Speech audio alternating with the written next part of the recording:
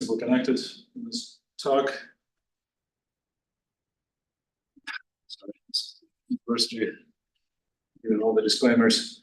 So classification of homeomorphisms. So this is in the topological category. This is a theorem of Frank Quinn about 40 years ago that this is determined by the action of homeomorphisms on the second homology of the four manifolds that preserve the intersection pairing. So the mapping class group is just automorphisms of H2 intersection preserving the intersection pairing. And well, I should say that one can't quite say that this is entirely due to Frank. There's a huge amount of work in the background. Of course, anything about topological four manifold builds on the theorem of Mike, about the disk embedding theorem. And there was some corrections of Governor Heiberger in 90, and then more recently, last year, there was a correction of one of the key steps in the proof, also in the paper with Dave Gabay, Dave Gay, Daniel Hartman, and Mark Powell. And there's also other related work. There's work of Craig in 79, which I'm going to mention in a little bit, which essentially classifies diffeomorphisms up to pseudoisotopy, the diffeomorphisms of four manifolds. And then there is a paper of Piran where it seems more restricted, but more or less it does the same thing that as Frank Quinn does for topological pseudoisotopy. So he proves the topological pseudoisotopy theory for four manifolds, theorem for four manifolds. Because some restrictions, but we explain in this paper that actually prove a statement that's equivalent to Frank's for topological four manifolds. So anyway, it's a theorem of Quinn, but there is a lot of work in the background and related to it. Okay, but so ultimately, if you have some diffeomorphisms of four manifolds, then this simple connected four manifold, it's very easy to check that they're topologically isotopic just by checking that what they do on the intersection form. Okay, then there is a notion of a stable smooth isotopy where we can connect with some number of S2 cross S2s and connect some with identity. And you say that two diffeomorphisms are self-diffeomorphisms are stably, smoothly isotopic if they become isotopic after it connects some with a certain number of S2 cross S2s. And the statement I'm going to use is that if you have a smooth four manifold and two diffeomorphisms are topologically isotopic, then there is stably smoothly isotopic. And one way to see this is using work of Frank that was corrected by us, and the dependent proof is due to Gabay 2 years ago, where he does not trivialize a given pseudoisotopy, but he just shows that, anyway, his proof is different from Quinn's, and the conclusion is also not as strong, but the statement has two independent proofs.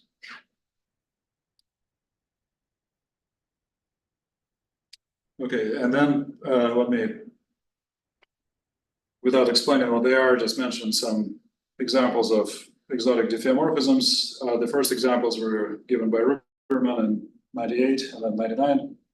And there has been quite a bit of work over the last few years. There's the Dane twist on K3 connects on K3 due to Kronheimer-Mrówka in 2020. And then there are some more examples of Barak Laikano, Lin, Jonathan Lin, and others. So I'm going to return to some of these examples at the end. Okay, so here's our reverse theorem that if you have a compact, smooth, simple connected four manifold, and a self-diffeomorphism, which becomes smoothly isotopic to the identity after a single stabilization with S2 cross S2. And you can assume, you can take your manifold to become connected, closed. If it's not closed, then it's the identity on the boundary. If it's compact and not closed. Then the conclusion is that there exists a smooth, contractible, codimension 0 compact submanifold, so that the diffeomorphism is isotopic to one that's supported on this submanifold, and identity on the complement. And so we call this a diff cork for the diffeomorphism. So again, if it's a self-diffeomorphism that becomes isotopic to the identity after a single upright in a single copy of S2 cross S2, then the conclusion is it's actually isotopic, it's supported in the contractible submanifold. So most of my talk is going to be about giving an outline of the proof of this. And the second theorem is when you have an arbitrary number of S2 cross S2s. So suppose you have a simple connected form manifold and a diffeomorphism, which is topologically isotopic to identity. So by a theorem that I mentioned a couple of slides ago, that means that it's stably isotopic, smoothly isotopic to the identity, but we don't know how many S2 cross S2s you need. Then we can show that it's supported on this codimension 0 submanifold. We cannot prove that it's contractible.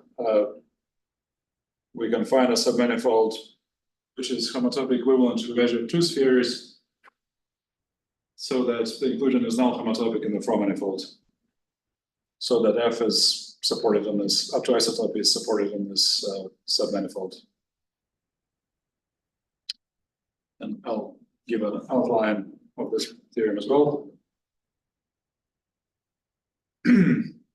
And so let me just review some background and also like where all this comes from. So there was some earlier work due to Agbalut and Kirby on first examples of corks of form manifolds, where you start with a smooth form manifold. For some specific contractible form manifolds, you can cut them out and reglue it with a twist using a different diffeomorphism and produce exotic smooth structures this way. And it turned out that this is always the case, and that's proved by in these two papers in '95 that whenever we have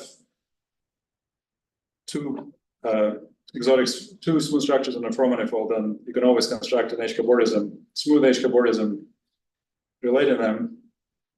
And then the theorem for H-cobordism, the cork theorem for H-cobordism is that you can find a contractible sub H-cobordism so that it's a product in the complement.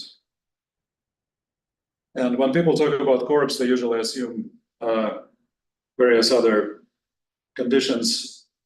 So for example, you can actually show this two C0 and C1 are diffeomorphic, not real boundaries, so that the two manifolds, two form manifolds at the top and the bottom are just obtained by cutting out and regluing this contractible submanifold. But and there is an involution on the boundary in particular. But in our case, it's kind of not a really natural assumption, and we don't really have an involution. So we use the word cork in the sense of just a contractible, compact, smooth, codimension 0 submanifold, so that your structure is kind of supported on this submanifold.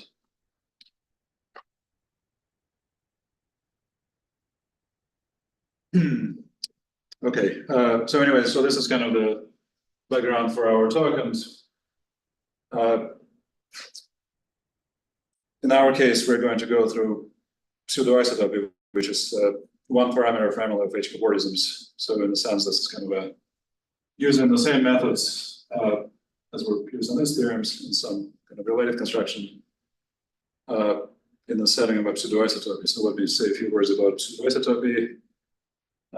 So we work with four manifolds and in high dimensions. This theory was developed by Cerf and then Hatcher-Wagner and corrected by Gusa and others. So Cerf is.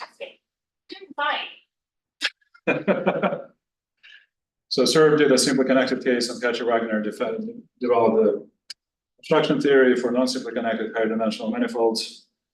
High-dimensional means dimension 6 and higher, as far as I know. Dimension 5, there is nothing known. I think there was some work of Gusa, but it's not published, and I don't think that it exists in literature. And for four manifolds also is. Anyway, let me say a few words about abstraction theory, and then I'll make a comment about the four-dimensional case. So pseudoisotopy is, if you have an isotopy, then it's a one-parameter family of diffeomorphisms, and it's a diffeomorphism of a four-manifold across an interval to itself, which is level preserving. Okay, pseudoisotopy is a diffeomorphism that does not have to be level preserving. So it's a diffeomorphism of four-manifold across an interval to itself, and it restricts to the identity on the bottom and on the boundary across the interval. Okay, and the cool kind of game in this theory is if you start with something like this, the question is, can you isotope this diffeomorphism to an isotopy so it's level preserving? So another, for example, if you have two diffeomorphisms of a four-manifold, then Craig classified them up to pseudoisotopy, so frequently can construct a pseudoisotopy just like this. And then if you could show that it's actually isotopic to an isotopy, then in particular it shows that your two diffeomorphisms are isotopic. So this is kind of the how one uses pseudoisotopy theory. So this is a result of Craig in '79. So in particular, it follows from his work that if you have two topologically isotopic diffeomorphisms, then they're smoothly pseudoisotopic. So our assumption is always that you have two diffeomorphisms that are topologically isotopic, so we move on to a pseudoisotopy relating them and try to see what we can extract from this. Okay, and so the way that one studies pseudoisotopy, going back to Cerf, is using the Cerf graphic. And so there are, one starts with two Morse functions. So this is a picture of x plus I, where x is a dot, I is that, this is I direction. And so there are two Morse functions. One is just the projection. So if you start with x plus I, you just project onto I. And so this is kind of elementary, there are no critical points. So here, this is the projection onto the second factor. And for this one, first you apply the pseudoisotopy, the diffeomorphism from x cross I to x cross I, and then you project onto the second factor. So this is projection 2 composed of F. And then, well, then you can kind of interpolate them between them using, they're not necessarily going to be Morse functions, but they are generalized Morse functions that have third order singularities. And so one draws a Cerf graphic that I'll also be drawing in this talk with some isolated degenerate critical points in this family. Okay, and so one looks at the Cerf graphic. There are no critical points at the left and the right, so there's some kind of just a picture. The actual Cerf graphic is in the middle. If you could cancel all these critical points, then you would construct an isotopy and show that your two diffeomorphisms were actually isotopic. Okay, so just a few comments about the Hatcher-Wagner abstraction theory. We are not going to see any of that because we work with simply connected four manifolds. But so there is a primary abstraction sigma of F, and they show this also works for four manifolds as well, that if this abstraction is trivial, then you can deform your one parameter family of Morse functions, so that you have this picture. This is so this is a one parameter. If you look at the vertical slices, except for these particular values, you have this is a one parameter family of H-cobordisms, and these are critical values, critical points of index 2 and 3. So there's a 2 handle and a 3 handle. And I'm sorry, there's somebody in the chat. Should I be checking the chats or not? Okay, all right. So my entire talk is going to be talking about this serve graphic, so I'm going to postpone the discussion now. But to begin with, you can imagine there are all these critical points of all the different indices, 1, 2, 3, 4, and so on, and there are handle slides, and the point of this result of Cauchy-Wagner is that if this abstraction sigma f is 0, then you can actually clean it up when you have this picture. And again, I will explain what happens in this picture later in the talk. Okay, so in our case, this abstraction is trivial, so we can always assume that we have this serve graphic. And there's a secondary abstraction defined on the kernel of that first map sigma when you assume that you have these nested eyes. And so this is much more elaborate. And I just want to make a comment that for four manifolds, there should be a much more refined abstraction that has not been formulated yet. In the sense that, in higher dimensions, what Cauchy-Wagner and Negusa prove is that if the secondary abstraction also vanishes, then you can actually deform the pseudo-isotopy to isotopy. For four manifolds, we would like to, for good groups, we would like to prove the topological pseudo-isotopy theorem, or maybe a stable smooth pseudo-isotopy theorem that that you can trivialize the pseudo-isotopy smoothly up to just 2 process 2s. But it's pretty clear that these abstractions are insufficient and you need some more refined abstractions, but it's not been done yet. But again, for this talk, this is not. What is chi in the denominator there? There is some homomorphism from the K3, and so this was, I think this was missed by Cauchy-Wagner, and this was a contribution of Negusa. I will not be able to reconstruct this right now. I see, but it's some map of the K3. So yes, that's right. Nice.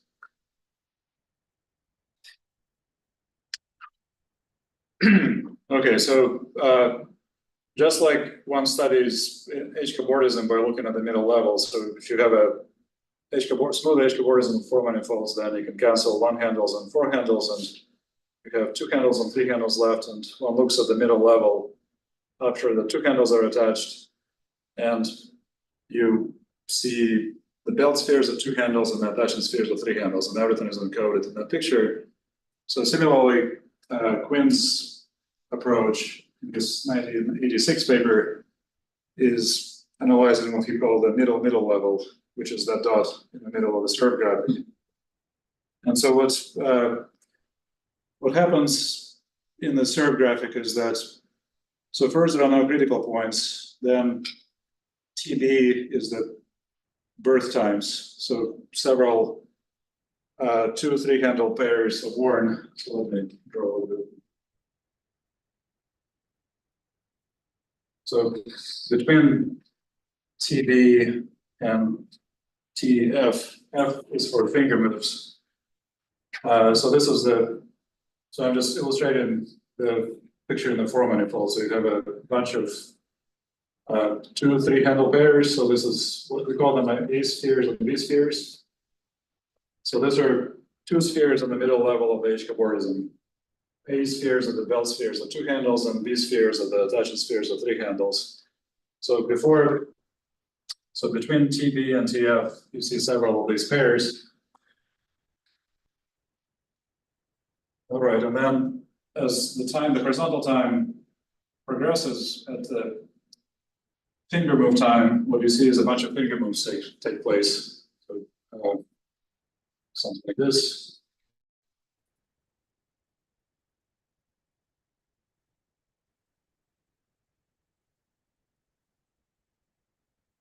right? And so all of this, after the finger move time, everything revolves by anisotropy, and then towards the end, there is a TW, which is a Whitney move time, where all these double points get resolved using some other Whitney disks. And then there's a death time. So between these two, again, you have some standard picture. So what I do here is actually the time over here after the finger move time. Okay, then after the Whitney move time, you get the standard pairs and then they die. Okay, there is nothing here. So this is kind of the summary of what happens during this in the serve graphic. And so what's Quinn summarizes in the middle level is.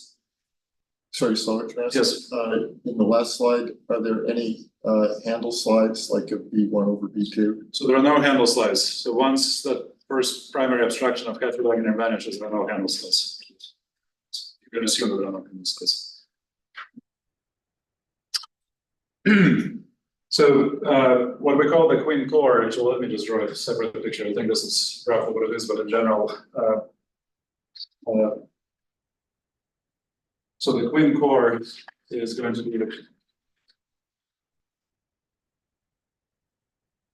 for Q for Quinn. This is going to be the collection of all the A spheres, union the collection of all the B spheres, and this is all you would need for H cobordism. But since we have a one parameter family, we also keep track of, these are all the finger move disks.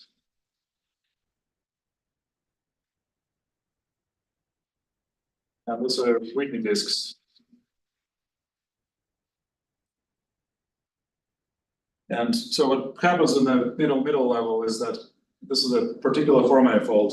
So you look at the middle level, which is just a dot in the serve graphic, which represents the four manifold. In this four manifold, I'm just drawing a single pair AB of these two spheres, A and B, and two collections of Whitney disks. One of them we call the finger move disks, the other Whitney disks.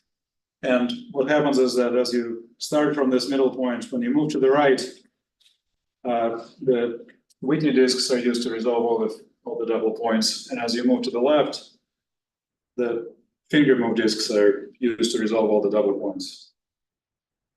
And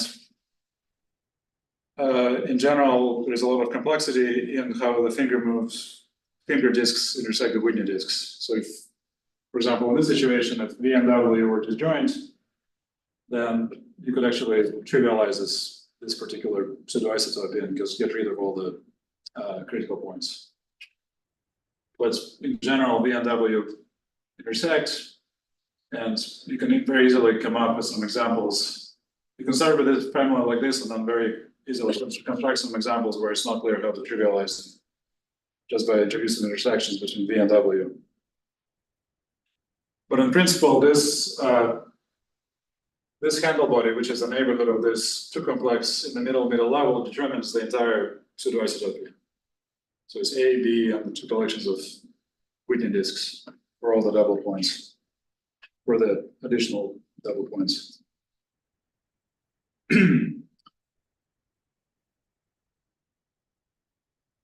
Okay, so in general, when you have a picture like that, would be a huge mess because you have many pairs. Even for a single pair, there could be multiple additional pairs of double points, and V and W could have different. So there are different ways to pair them up using Whitney arcs. The Whitney arcs for V and W could intersect on the A and B. And in general, if you take the union of Whitney arcs on A and on B, there will be an immersed arc and a bunch of immersed circles. So the picture on the left is supposed to show a situation where the union of Whitney arcs is an arc, because you can see there's an arc on A and there's another arc. So there's an arc for W and an arc for V, and the union of them is an arc. What the picture on the right is supposed to show is that you could have a different pairing of these intersection points using the finger and Whitney disks, where in this picture the Whitney arcs are parallel, And in that case, V union W forms a two-sphere.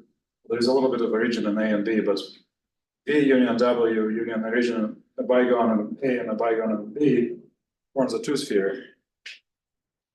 But in general, it's some mixture of these, and you could have, sorry, I think I have some picture later in the talk. You could have more general polygons. They don't have to be bigons, and there will be a lot of intersections between V and W, and intersections of boundary arcs also. Okay, and so what Quinn showed on his paper is that you can actually, for a single pair of A and B, you can actually deform the whole family. He developed this whole calculus of moves on these finger and Whitney disks, so that there are no circles, and there is just this, one arc on A and an arc on B, and the arcs are embedded. So it's the picture on the left, but in general, you could have more of these double points. So something like this. This would be W1, W2. This would be V1, V2. So some picture like that. So we're going to use this condition in our cork theorem. Okay, so this is I'm just restating our theorem. So if our theorem is that if F admits a surf family with a single I, then we can find a contractible cork where the diffeomorphism is supported. And what we use is, this is a statement in Gabai's paper 2 years ago, that if you have a diffeomorphism that's stably isotopic, smoothly isotopic to the identity, stably, then the number of S2 cross S2s you need corresponds to the number of i's in the pseudo-isotopy of F. Okay, so a priori, these are two different things. You could have a surf graphic, you could draw a surf graphic for F, and there's a certain number of i's. And separately, we know that a diffeomorphism that's pseudo-isotopic to the identity is stably isotopic to the identity, but the number of S2 cross S2s you need is precisely the number of i's that are needed in this pseudo-isotopy. So the first theorem I stated that we prove is for a single S2 cross S2s, S2 cross S2, and because of this result of Gabai, we can just work with a surf graphic with a single I. This is the point of this slide. So from now on, I'll just work with a pseudo-isotopy with a single I. Okay, so this is our picture. We have two spheres, A and B, and we have this Queen's arc condition so that the finger and Whitney disks are lined up like this, and you can compute that up to homotopy, this Queen core A union B union B union W has two spheres, which are A and B, and then a bunch of circles that correspond to the intersections between V and W. Okay, but it's crucial for us to have this Queen arc condition. Otherwise, there'll be additional second homotopy coming from those two spheres which are formed by V and W. Okay, and then this is an ingredient that is taken from the 95 papers on the Corks for H-cobordisms. Once you have this situation that you have a codimension zero submanifold sitting in your manifold at the middle level, which has free fundamental group, which is given by those circle weight factors, summons, you can complete it to a handle structure of the entire manifold. Well, first you add a bunch of one handles that creates a bigger free fundamental group. And then there's a little bit of group theory that shows that you can find two handles that precisely cancel all the free generators of Y1. But we're trying to find something contractible, so it's very important for us not to create any more homology or homotopy groups. And so it's important to only attach two handles that precisely cancel the generators of the fundamental group. And you can do that by some elementary manipulations of for this handles, in this handle structure of the complement, the relative handle structure of the complement. Okay, so we attach these two handles, and it makes this queen pore simply connected once you attach the two handles. And then all you have left is S2 wedge S2, which are the two spheres, the belt sphere and the attachment sphere. And then you attach the three handles going up and down. Well, one is a two handle turned upside down, the other is a three handle, and you get a contractible H-cobordism. So that's the proof. So this is the end of the proof of the Cork theorem for the single eye or diffeomorphisms that become stable isotopic after a single copy of S2 cross S2. Okay, so I'd like to say a few words about the second theorem when you have an arbitrary number of S2 cross S2s. So you have an arbitrary number of these eyes in the pseudoisotopy.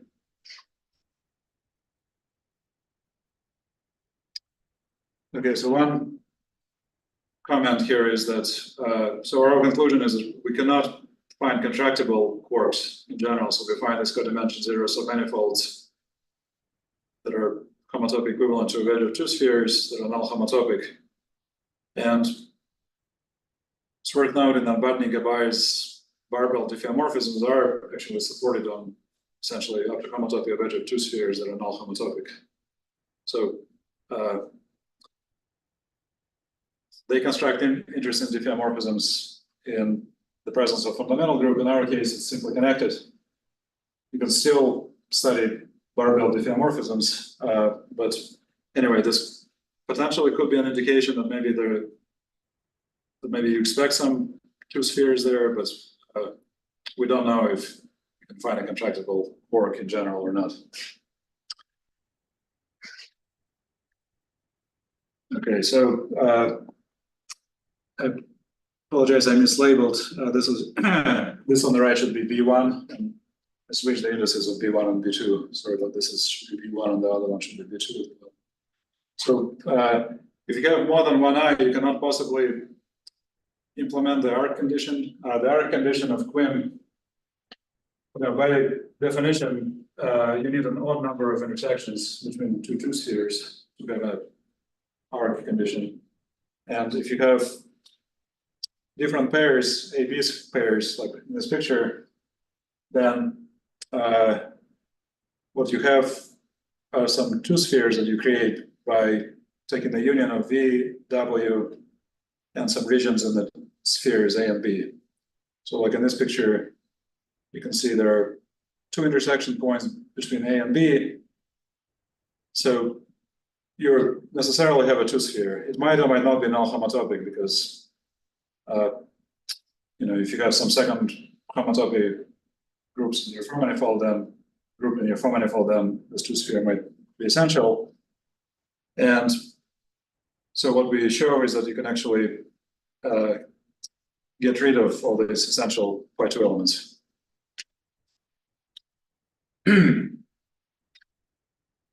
Okay, it's actually sort of an interesting comment that this point never comes up in the high-dimensional proof of the pseudoisotopy theorem or in the four-dimensional topological proof, because the way that the proof usually goes is that you consider one eye at a time. So you work with the innermost eye, and the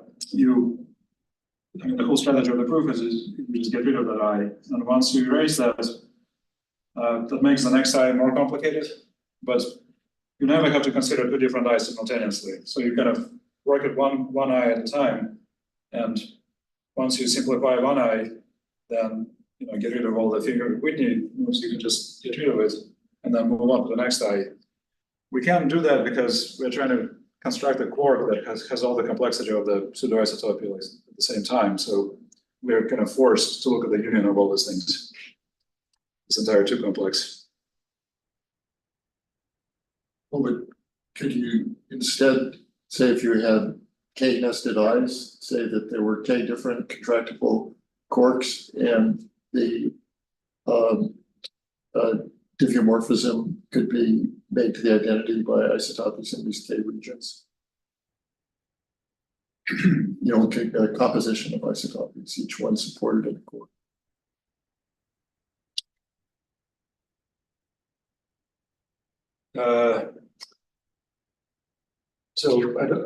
I think that this, let's see, so I think that this is one diffeomorphism that has all this complexity in it. I don't think that you can decouple it into different diffeomorphisms. We do have a statement about different diffeomorphisms that you can actually, for a single. But I was wondering if you could remove the inner eye by a diffeomorphism supported in a cork. Yes. And then you're left by isotopies. I'm sorry, just compose it with a diffeomorphism. Right.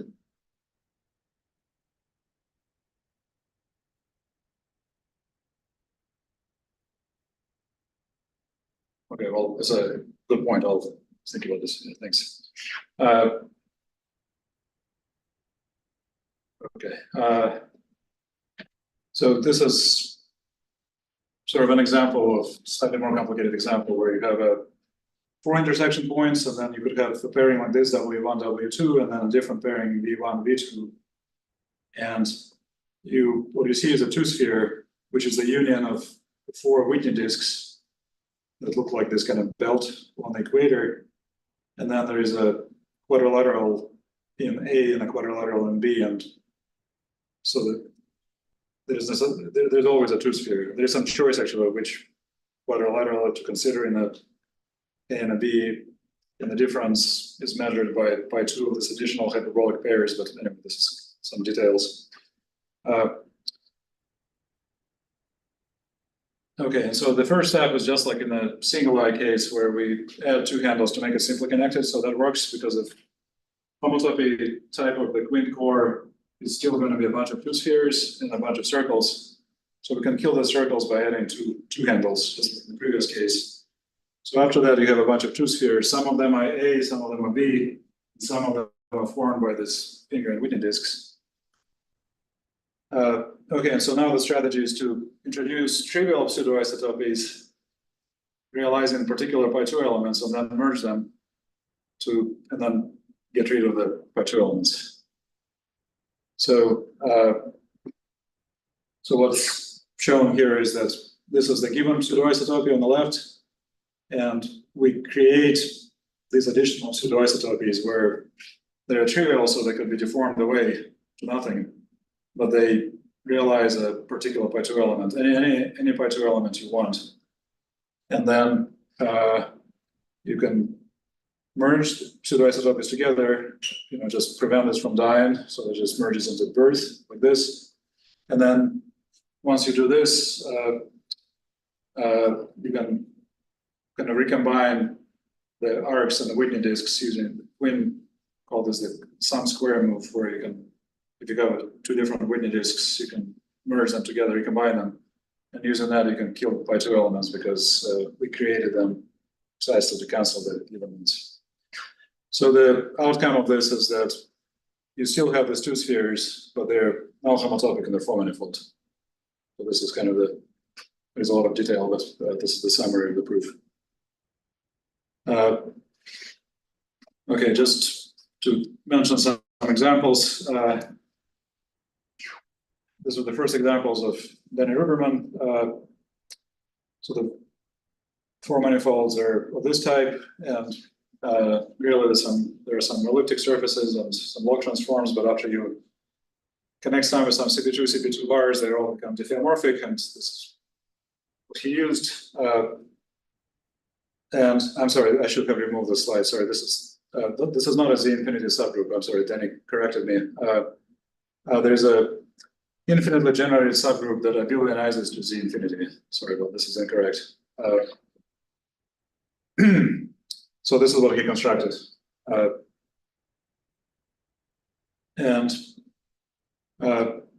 So these diffeomorphisms can be shown to be one stable isotopic to the identity, meaning that if you add a single copy of S2 versus 2, then they become actually isotopic.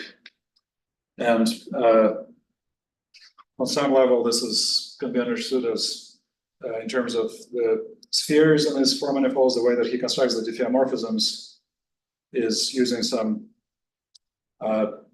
two spheres with framing plus or minus one, and some sort of a complex conjugation in the CP2 that we get, or CP2 bar. And so these spheres are not isotopic to begin with, but after you add an S2 cross S2, they actually become isotopic. And since the use in this contractible diffeomorphisms, the diffeomorphisms are isotopic as well. So anyway, these are examples that meet diff quarks that we use in our. This was kind of the conclusion of our theorem. And Ruberman's original proof used Donaldson's theory, and then there is more recent versions of these diffeomorphisms and uses Zyber-Quinn invariance. And so one corollary of this is that you can construct these diff quarks, the compact, contractible, smooth manifolds, and diffeomorphisms that identity on the boundary that have the family Zyber-Quinn invariant not equal to 0. Okay, there are different versions of this family Zyber-Quinn invariance, and I'm not an expert on that, but I think there have been some other constructions using different versions of family Zyber-Quinn invariance. But more or less, the idea is that there is a glue-in formula due to Jianfeng Ling, and we know for these examples of Ruberman and other examples that the family Zyber-Quinn invariant is non-zero, and we have this contractible four manifold, and we have the pairing formula. So since the full invariant on the closed manifold is non-zero, then it must be non-zero for the contractible piece as well. And another application is, okay, I apologize, it doesn't fit on the screen.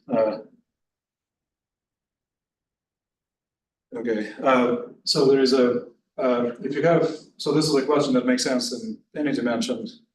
And suppose you have a, okay, since it doesn't fit, let me just write it over here. So suppose you have W is a contractible manifold.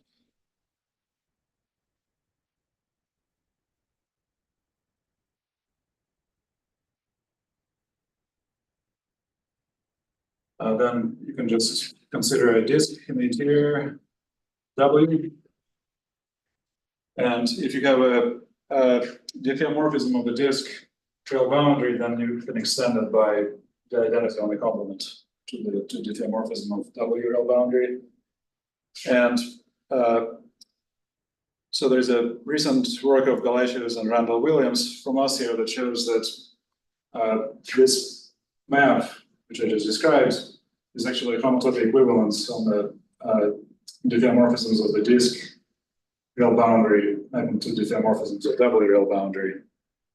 And the consequence, one consequence of our work is that this is not a homotopy equivalence for dimension 4. And this is proved sort of roughly along the same lines as this using this glue-in formula. But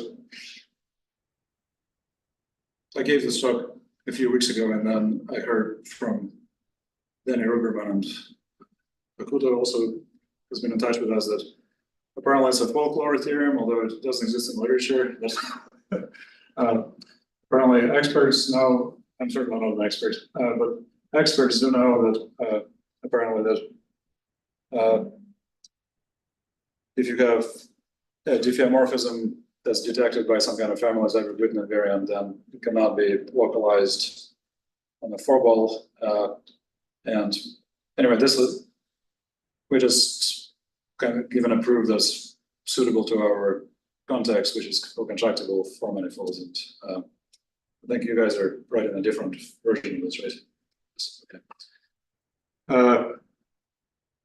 Okay, so another theorem that was related to what Mike was asking is that if you have several diffeomorphisms that are, if you have a sort of a diff cork, which is a contractible compact four manifold and several diffeomorphisms that fix the boundary, then we can combine the support into contractible manifold. And using that and using Rugerman's examples, we can construct examples that generate a subgroup that abelionizes to z to the m. So it's not just a pair of exotic diffeomorphisms, but you can actually have any rank you want. Okay, maybe some examples. So we don't know if you can find a contractible cork in general, if you have more than one eye. You have to think about what Mike said. So for the Dane twist on K3 connects on K3 of Kramer-Morovka, it's a theorem of Jianfeng Lin that it continues being exotic after a single S2 cross S2 is added. So that means that our theorem does not apply. So we don't know if this can be supported on a contractible submanifold. So this seems like a very interesting question.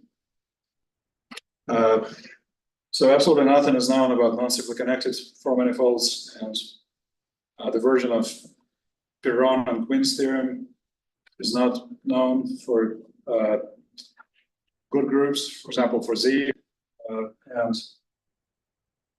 So you have to use some kind of Cauchy-Wagner theory in a non-cyclically connected case.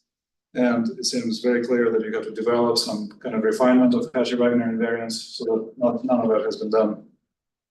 But there are these results, for example, of Badney and Gabay on diffeomorphisms of S1 cross S3, and it will be very interesting to give a topological analog of what they do.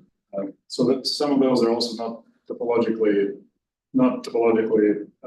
isotopic to the identity either. So, but it would be nice to have some actual theorem classifying the non-cyclically connected case, homeomorphism, non-cyclically connected case, but that has not been done.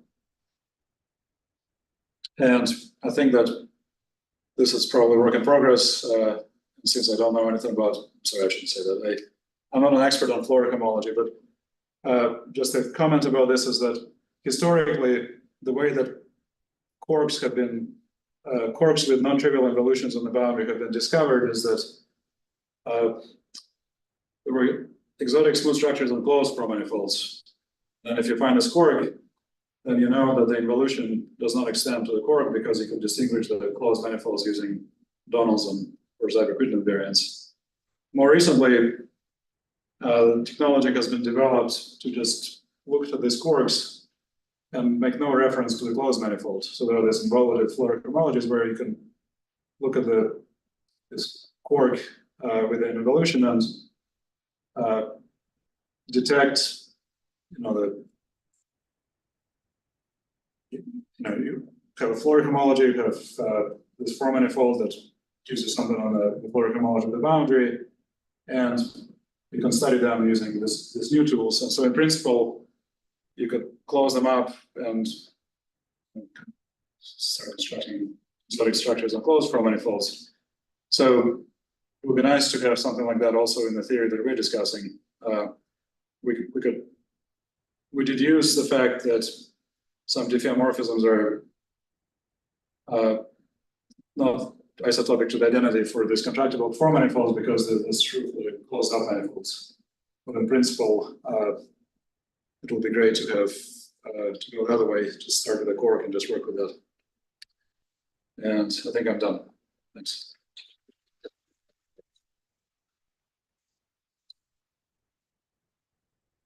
Slava, are there questions on Zoom? Put them in the chat or raise your hand and speak.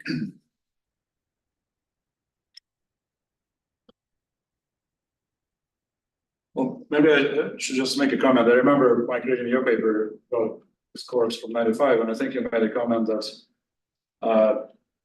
your theorem could have been discovered 30 years earlier. So in principle, this, I think the developments in family Zyber-Quitten invariance are new. This is quite new, but the actual theorem, the main theorem I talked about this diff corks would have been proved right after Quinn's paper because of our condition, so that's like 40 years ago, so. So I can make the same comment about our work. Is it possible that you could choose the diff cork once and for all for a manifold, rather than look at the particular diffeomorphism? Well, isn't there also some big questions about the corks like that also just for exotic smooth structures? I think that's no, right? Yes, I was wondering in the diff case.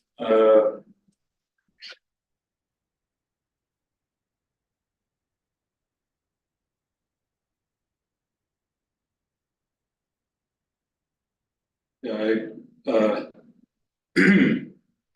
I don't see a way that it will be easier than the usual cork case. We just, we look at this data in the middle level, and then we kind of add more stuff to it to make it simply connected. And it's kind of difficult to imagine that universal.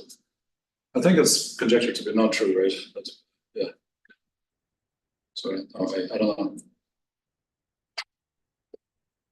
Ask a general question. So there's a map from these smooth isotopy classes of diffeomorphisms to automorphisms of the intersection form. What's known about that map?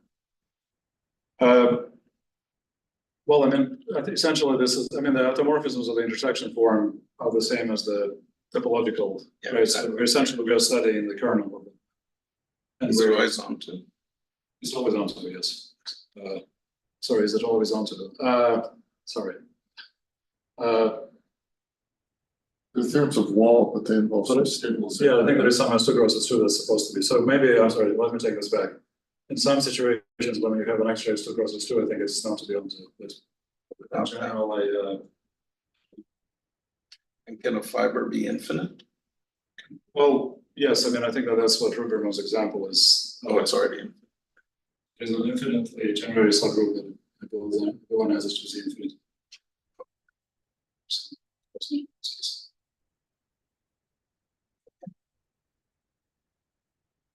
Questions?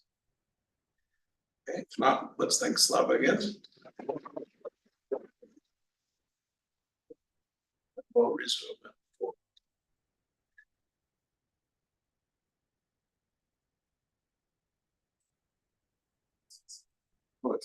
Yeah, so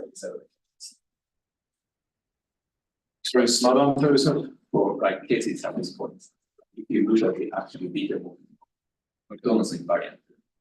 Then it turns out that diffeomorphism has the orientation H cross. I see. So you said this is Gump? Or That's my Donaldson. Donaldson, I see, okay.